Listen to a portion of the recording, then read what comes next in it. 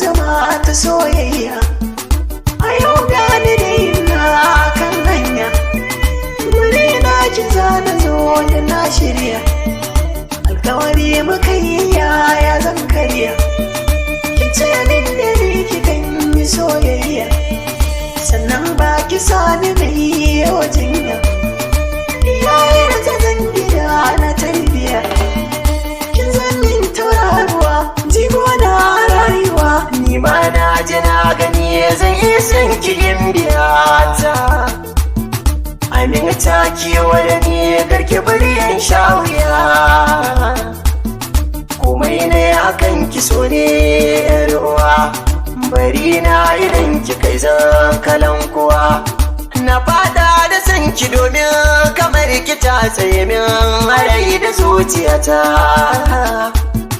Wanda ya so ki zana so da hakan nake ganin zai saka na badarata. Na ce ba kamar ki guna domin kina tsakanin shauki masoyiyata. Kauna yanzu ya kuna da ya kulla, soyayya mi ta domin Allah.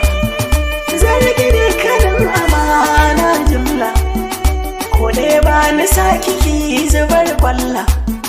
Jirgin so in kun kawo shi mashilla, zan zo a san maki kalla.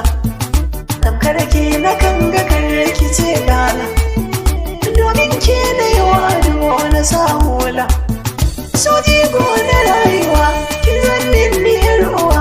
Oyo Allah sahibata, madubi na rayuwata. Mai kyan nasaba a mata, ki zo ki bani kyauta na shaida dawwamata. Na san yadda zan misalta zama kamar abota, mu tsaye da rai ya huta. Mu zamto wata da zara, zaman da ba barewa mafi ruwa a huta. Kina nan a zuciyata, da kaunar ki na yi shagalta. Kauna zuci ta cike ta tabaze, to kada ki wa zuciya ta sarze. Zama kin zuba da baki na tsotse, na yau godiya gare ki na gyase. Dan haka igiya ta so ko ban datse, ina son kyara zuci na rantse. Ni daga kanki so ko kin ga na gimtse, ciwon zuci yanzu dole zai motsi. Soyayya da shakuwa tana gargaruwa cikin ruhi. Na yi waɗannan zama ta soyayya, a yau gani da ina kan hanya, guri na ki zana zo da na shirya. Alkawari muka yi yaya zan karya, ki ce min da ni ki kan yi soyayya. Sannan ba ki sani na yi